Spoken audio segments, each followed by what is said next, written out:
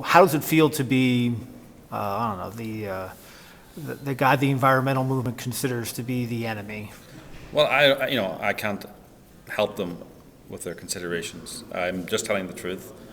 I go where the story takes me, not where agendas take me.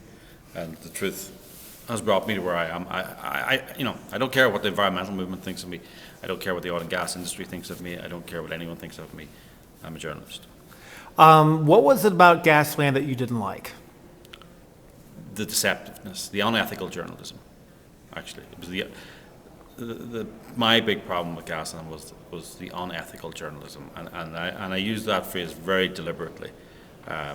He knew that people could light their tap water on fire before fracking ever arrived in these areas. He knew that. He admitted that on camera to me, but he didn't put it in the documentary. That's unethical. That's a backstory that people need to know before they make an opinion about the present. He didn't include it. Because that's the money shot. Yeah, that's the shot went around the world several times. Now, for people who are opposed to fracking, okay, let's take the tap water thing to the side. Well, I want to stop you there. Why should we take the tap water thing to the side? Okay. If you find someone being unethical, lying about something, why would you set that aside and then say, let's look at their other allegations? If the oil and gas industry lie about something, you say, they lied, why can we trust them with anything else? Well, if the environmental movement and Josh Falk lie about something, why should we trust them with anything else? Now, I'm willing to answer the allegations, but this phrase, and I'm not attacking you, right, is the phrase, let's put that aside. We wouldn't do that for any other branch of civil society or government or politics. What about a warming planet, though? If we've got more fossil fuels, if we've got a warming planet, why not try to make more of an effort to have renewable, quote, clean energy? Where's the harm there? Well, Finland is one of the coldest places on the planet. Singapore is one of the richest places. Singapore is one of the warmest places on the planet. These places are both wealthy. Man's future, man's prosperity is not determined by his temperature, the temperature of the outside. We're smarter than that, we're better than that.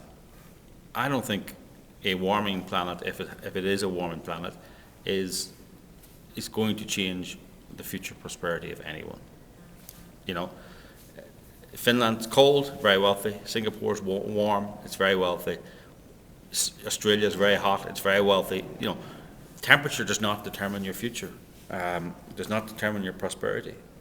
So if you want to, why would you waste all that money to possibly change the temperature this little bit when man can thrive wonderfully in many diverse temperatures? Have you always been a supporter of hydraulic fracturing, or did you come to this party kind of late? I'm not a supporter of hydraulic fracturing. You're not? No. I don't care about hydraulic fracturing. I'm a supporter of the truth. And if the truth leads me to see that hydraulic fracturing should be changed or banned or moved or not done here or not done there, that's fine. But no, I'm a supporter of the truth about flaming faucets. I'm a supporter of the truth about water pollution. And my journalistic investigation of that has shown that the environmental movement and Josh Fox have been guilty of unethical behavior, unethical journalism, inaccurate reporting. So I'm not in favor of inaccurate reporting. I'm not in favor of scaremongering. I'm in favor of the truth. Anyone who watches Gasland is anti-fracking, becomes anti-fracking. It's a very powerful documentary, very emotional, clever, great piece of filming, well written. It's just knee-deep in unethical behavior. But if you watch it and you don't know that, then you will be anti-fracking at the end of it. You wouldn't be human if you weren't.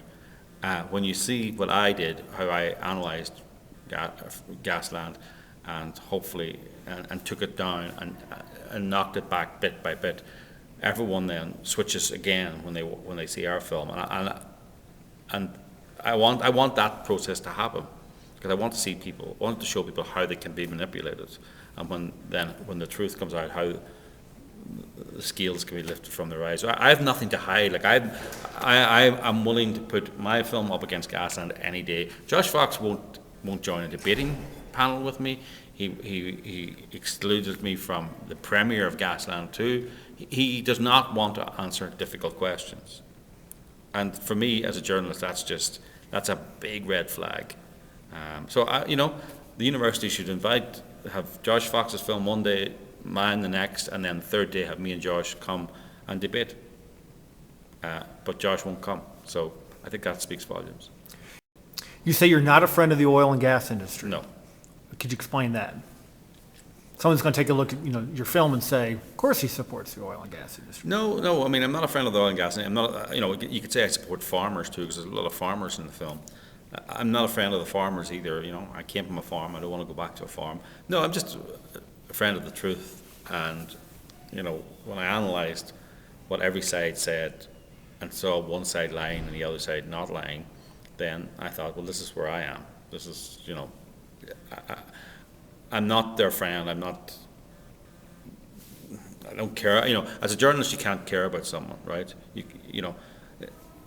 You actually want someone to cry. You want to get the emotion out of them for the story, but you can't care about it. You can't say it would be better for them if they didn't cry. It would be better for them if they weren't upset. But you need them to be upset to tell the story, right?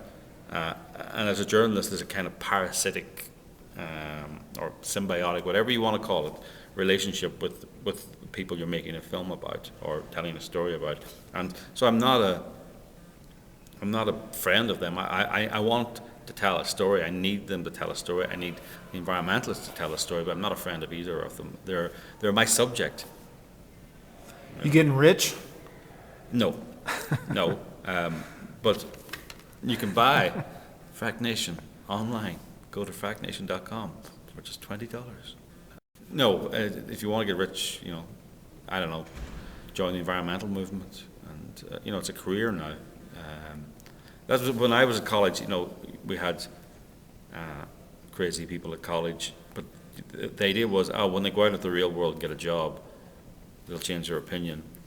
Now you don't have to go into the real world and get a job. You can sort of have a whole career now of spouting unethical exaggerations about corporations. But not all environmentalists are bad people. Well, that's a very good question, right?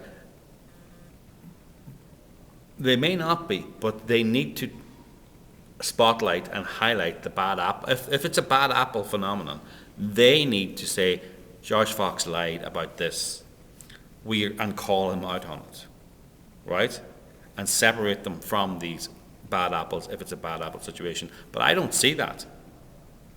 So people can lie about flaming water, and the so-called respectable environmental movement don't call them out on this. Well, then that makes them complicit in it. So it makes them bad actors. So yes, they are all bad actors until they isolate and spotlight and kick out the bad actors in their movement.